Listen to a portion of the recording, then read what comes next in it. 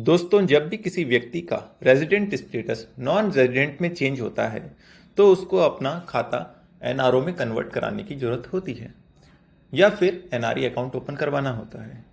लोगों में काफ़ी असमंजस रहता है कि एनआरई ओपन अकाउंट कराएं या एनआरओ अकाउंट ओपन कराएं। नमस्कार, स्वागत है आपका finco.com में। इस वीडियो में हम जानेंगे एनआरई और एनआरओ अकाउंट के डिफरेंस के बारे में और किस सिचुएशन में आपको कौन सा अकाउंट ओपन करवाना है इसके बारे में। तो आइए शुरू करते हैं। दोस्तों, एनआरई और एनआरओ के बीच का जो फर्क है वो तीन चीज़ों पर डिपेंड करता है कि सोर्स ऑफ फंड, पैसा कहाँ से आ रहा है। सेकंड, टैक्सेशन, टैक्स लगेगा कि नहीं लगेगा। और तीसरा कि पैसा वापस विदेश जा सकता है या नहीं, या फिर कितना जा सकता है। तो आइए शुरू करते हैं। पहला, सोर्स ऑफ फंड मीन्स पैसा कहाँ से आ रहा है। अगर आपका सोर्स जो अकाउंट में पैसा जमा होना है वो आपकी विदेशी आय, जैसे विदेश में आपकी सैलरी आ रही है उसको जमा करवाना चाहते हैं, या विदेश में आप बिजनेस कर रहे हैं उसको, आप जो अर्निंग है उसको जमा कराना चाहते हैं, तो आपको एनआरई अकाउंट ओपन कराना है। अगर आपकी इंडिया में कोई इनकम हो रही है, मान लिया आपको कोई रेंट मिल रहा है इंडिया की प्रॉपर्टी से, मान लिया आपकी पेंशन आ रही है इंडिया में कहीं से, या फिर मान लो आपको किसी शेयर का डिविडेंड मिल रहा है इंडिया में जो इन्वेस्ट किया है, इस इनकम को अगर आपको जमा कराना है तो आपको एनआरओ अकाउंट ओपन करना होगा।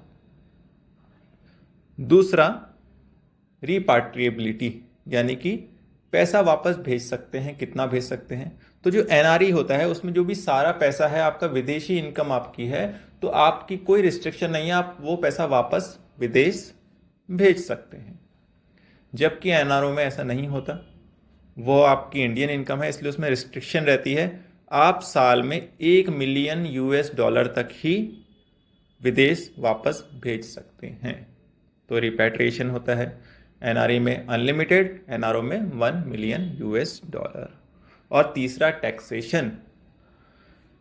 अगर आप चाहते हैं कि आपकी विदेश की इनकम पे कोई टैक्स ना लगे तो एनआरई अकाउंट में आपका कोई टैक्स नहीं लगता है।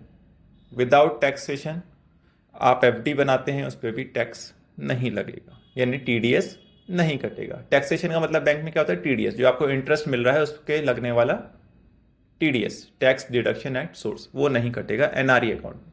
लेकिन अगर आपने एनआरओ में एफडी बनाई है या सेविंग में भी आपको इंटरेस्ट मिलता है, उस पर आपको टीडीएस कटेगा एनआरओ अकाउंट के केस में। तो ये तीसरा अकाउंट, इनका बीच का डिफरेंस है।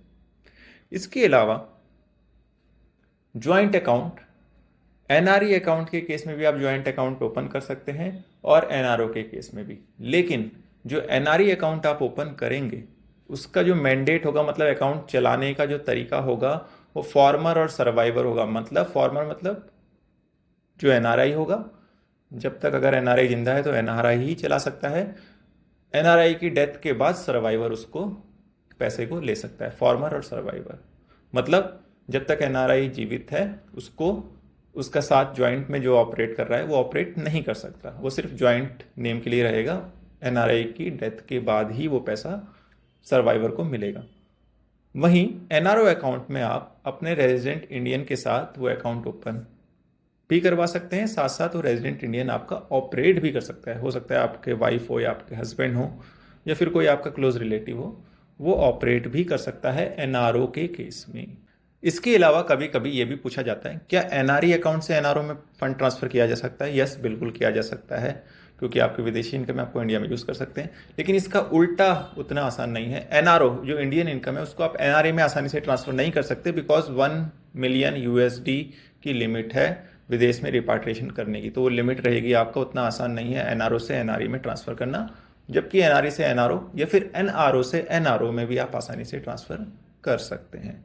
इसके अलावा एक क्वेश्चन और आता है कि जो विदेशी लोग हैं वो इंडिया में आके रह रहे हैं और एम्प्लॉयमेंट कर रहे हैं, उनके लिए आप कौन सा अकाउंट ओपन कर सकते हैं? विदेशी जो इंडिया में आके रह रहे हैं वो इंडियन इनकम हो जाती है उनकी, तो उनको एनआरओ अकाउंट ओपन करना परमिसिबल है, यानी कि विदेशी लोग इंडिया में आके एनआरओ अकाउंट ओपन कर सकते हैं। तो दोस्तों, ये थी कुछ guideline NRE and NRO account के बारे में। इसके अलावा भी अगर आपका कोई सवाल रह गया है, जो आपकी कोई ऐसा क्वेश्चन है जो क्लियर नहीं हुआ है, तो आप कमेंट बॉक्स में पूछ सकते हैं।